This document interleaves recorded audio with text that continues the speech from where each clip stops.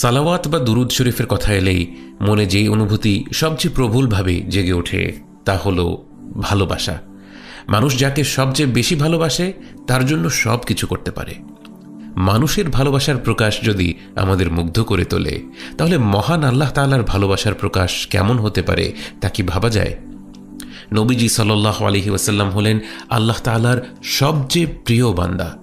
তার প্রতি মহান রব্বুল আলামিনের ভালোবাসা কতটা গভীর তা সৃষ্টির কারো পক্ষেই পুরোপুরি অনুধাবন করা সম্ভব নয়। তবে এই ভালোবাসা এবং রহমতের একটি অসাধারণ বহিঃপ্রকাশ হল সালাওয়াত।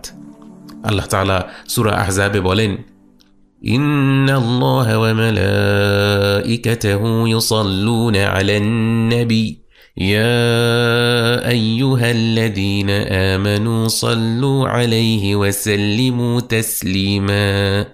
আল্লাহ ও তার ফেরেশতাগণ নবীর প্রতি সালাওয়াত প্রেরণ করেন।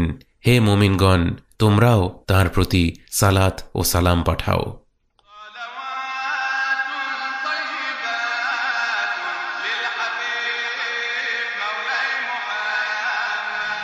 নবীজি সাল্লাল্লাহু আলাইহি ওয়াসাল্লামের প্রতি সালাত প্রেরণের মানে কি? ভাষাগতভাবে সালাতের অর্থ দোয়া বা প্রার্থনা।